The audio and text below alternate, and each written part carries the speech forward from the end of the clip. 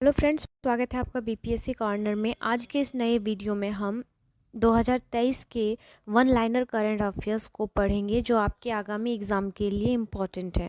तो बिना देरी किए हुए शुरू करते हैं आज का वीडियो। और फ्रेंड्स, अगर वीडियोस अच्छे लगते हैं तो प्लीज़ मेरे चैनल को सपोर्ट करने के लिए लाइक, शेयर और सब्सक्राइब जरूर कीजिए। तो शुरू करते हैं आज का वीडियो और देखते हैं आज के पहले पॉइंट को।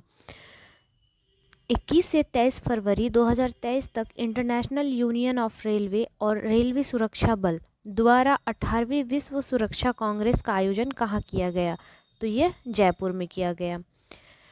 अगला है, 21 फरवरी 2023 को भारत ने किस देश के साथ मिलकर दोनों देशों के निवासियों को आसान और तेज सीमा पार लेन देन करने में सक्षम बनाने के लिए एक संयुक्त डिजिटल भुगतान तंत्र शुरू किया? तो यह सिंगापुर के साथ किया। आगे देखते हैं हम। 20 फरवरी 2023 को नीति आयोग का नया सीईओ नियुक्त किया गया। तो ये BVR सुब्रमण्यम को। अगले पॉइंट में है, 20 फरवरी 2023 को केंद्रीय सड़क परिवहन और राजमार्ग मंत्री नितिन गडकरी ने दुनिया के सबसे बड़े और अनोखे दिव्यांग पार्क अनुभूति समावेशी पार्क की आधारशिला रखी। तो यह नागपुर, महाराष्ट्र में रखी। आगे देखते हम। 20 फरवरी 2023 को घोषित दादा साहेब फाल्के अंतर्राष्ट्रीय फिल्म महोत्सव पुरस्कारों में सर्वश्रेष्ठ फिल्म का पुरस्कार किसने जीता? तो यह द कश्मीर फाइल्स ने जीत लिया है। अगला पॉइंट है, 20 फरवरी 2023 को भारत के वह शतरंज खिलाड़ी जो जर्मनी के इंटरनेशनल मास्टर इल्जा स्नाइडर को हराकर देश के 80वें ग्रैंड मास्टर बन गए हैं। तो ये बन गए हैं विघ्नेश NR। अगला पॉइंट है, गुजरात के पूर्व राज्यपाल जिनका 87 वर्ष की उम्र में 20 फरवरी 2023 को निधन हो गया है, यह है ओम प्रकाश कोहली। अगले पॉइंट में है, भारत की वह झील जहां 20 फरवरी 2023 को फ्रोजन लेक मैराथन आयोजित की गई और जिसे पहली बार आधिकारिक तौर पर Guinness book of world records में सबसे ऊंची फ्रोजन लेक मैराथन के रूप में शामिल किया गया। कहाँ किया गया? तो ये पेंगोत्सो झील, लद्दाख में। आगे है, 19 फरवरी 2023 को 76वें British Academy Film Awards BAFTA की घोषणा की गई जिसमें सर्वश्रेष्ठ फिल्म का पुरस्कार जीता। तो ये है all quite on the western front ने। अगला पॉइंट है, 17 फरवरी से 2 मार्च 2023 तक भारत और जापान के बीच संयुक्त सैन्य अभ्यास एक्स धर्म गार्डियन का चौथा संस्करण आयोजित किया जा रहा है। तो यह जापान के शिगा प्रांत के कैंप इमाजू में। आगे है, 9 फरवरी 2023 को 62वीं सेंट्रल जियोलॉजिकल प्रोग्रामिंग बोर्ड की बैठक आयोजित की गई। तो यह नई दिल्ली में की गई। अगले पॉइंट में है, 9 फरवरी 2023 को टेस्ट क्रिकेट में पदार्पण करते ही इंटरनेशनल क्रिकेट के तीनों फॉर्मेट में 30 साल की उम्र के बाद डेब्यू करने वाले पहले भारतीय क्रिकेटर बने हैं। तो ये सूर्य कुमार यादव। आगे है, हाल ही में भारत ने अफ्रीका महाद्वीप के किस देश के साथ 12 चीतों को भारत स्थानांतरित करने के लिए समझौता ज्ञापन पर हस्ताक्षर किए? तो ये दक्षिण अफ्रीका। आगे है, भारत की वह खिलाड़ी जिन्हें हाल ही में ICC emerging women cricket of the year 2022 चुना गया। तो यह रेणुका सिंह है। अगला है, हाल ही में PM नरेंद्र मोदी ने एशिया की सबसे बड़ी हेलीकॉप्टर मैन्युफैक्चरिंग यूनिट का उद्घाटन कहाँ किया है? तो ये तुमकुरु, कर्नाटक में किया है। अगले पॉइंट में है, हाल ही में किसने यात्रियों के लिए व्हाट्सएप फूड डिलीवरी सुविधा शुरू की है? तो यह इंडियन रेलवे ने।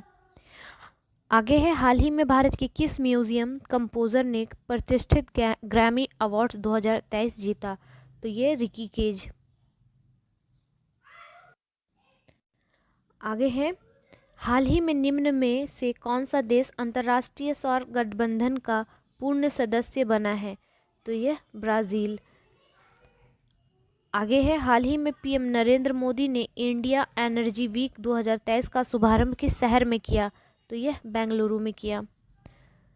आगे देखते हैं हम अगले पॉइंट को। हाल ही में किस कंपनी ने भारत में ड्रोन के लिए air traffic management system launch किया? तो ये स्काई एयर ने किया है। अगले पॉइंट को देखते हैं हम। हाल ही में किस केंद्रीय मंत्री ने मिशन अंत्योदय सर्वेक्षण MES 2022-23 का उद्घाटन किया? तो यह गिरिराज सिंह ने किया। अगले पॉइंट में है, हाल ही में राष्ट्रपति द्रौपदी मुर्मू ने महिलाएं मूल्यनिष्ठ समाज की नींव थीम पर एक राष्ट्रीय सम्मेलन का उद्घाटन कहाँ किया? तो यह हरियाणा में किया गया। हाल ही में इंटरनेशनल टेस्ट क्रिकेट के इतिहास में 2 देशों के लिए शतक जड़ने वाले दूसरे क्रिकेटर कौन बने? तो ये गैरी बैलेंस। आगे है, कौन सा बैंक QR कोड आधारित क्वाइन वेंडिंग मशीन लॉन्च करने के लिए एक पायलट परियोजना शुरू करेगा? तो यह भारतीय रिजर्व बैंक। अगले पॉइंट में है, हाल ही में मॉनेटरी पॉलिसी समिति ने रेपो रेट को बढ़ाकर कितने प्रतिशत कर दिया? तो यह 6.50%। अगला पॉइंट है, तुर्की और सीरिया में हाल ही में आए भूकंप में राहत कार्य संबंधी भारत द्वारा चलाए जा रहे अभियान को क्या नाम दिया? तो यह ऑपरेशन दोस्त नाम दिया गया। आगे देखते हैं हम अगले पॉइंट को। हमारा अगला पॉइंट है, हाल ही में पाकिस्तान के किस विकेट कीपर बल्लेबाज ने क्रिकेट के सभी प्रारूपों से संन्यास ले लिया है? तो यह कामरान अकमल ने ले लिया है। अगले पॉइंट में है, हाल ही में नेपाल क्रिकेट एसोसिएशन ने किस भारतीय को नेपाल की पुरुष क्रिकेट टीम का मुख्य कोच नियुक्त किया? तो यह मोंटी देसाई हैं। अगला पॉइंट है, हाल ही में किस केंद्रीय मंत्री ने पूर्वोत्तर राज्यों के युवाओं और देश के अन्य हिस्सों के युवाओं के बीच सहानुभूति पैदा करने के उद्देश्य से युवा संगम पोर्टल लॉन्च किया? तो ये धर्मेंद्र प्रधान जी ने किया है। आगे देखते हैं हम अगले पॉइंट को। हाल ही में किस कंपनी ने हैवी ड्यूटी ट्रकों के लिए भारत की पहली हाइड्रोजन संचालित तकनीक लॉन्च की है? तो यह रिलायंस ग्रुप ने। अगले पॉइंट में है, हाल ही में ऑस्ट्रेलिया के किस क्रिकेटर ने अंतर्राष्ट्रीय क्रिकेट से संन्यास की घोषणा की है? तो यह एरन फिंच ने। अगला पॉइंट है, हाल ही में ग्रीन बॉन्ड लॉन्च करने वाला देश का पहला नागरिक निकाय सिविक बॉडी कौन बना है? तो यह है इंदौर म्यूनिसिपल कॉरपोरेशन। आगे देखते हैं हम अगले पॉइंट को। हमारा अगला पॉइंट है, हाल ही में नए भारतीय सेना उप प्रमुख के रूप में किसे नामित किया गया है? तो यह lieutenant general MV Suchendra Kumar हैं। अगले पॉइंट में है, हाल ही में BCCI ने महिला प्रीमियर लीग के टाइटल स्पॉन्सर के रूप में किसे चुना है? तो यह टाटा ग्रुप को चुन लिया गया है। अगले पॉइंट में है, हाल ही में बाफ्टा अवार्ड शो 2023 में किस फिल्म ने 7 अवार्ड अपने नाम किए? तो ये है all quite on the western front ने। अगले पॉइंट में है, हाल ही में UIDAI द्वारा जारी नए AI चैटबॉट का नाम क्या है? तो यह आधार मित्र है।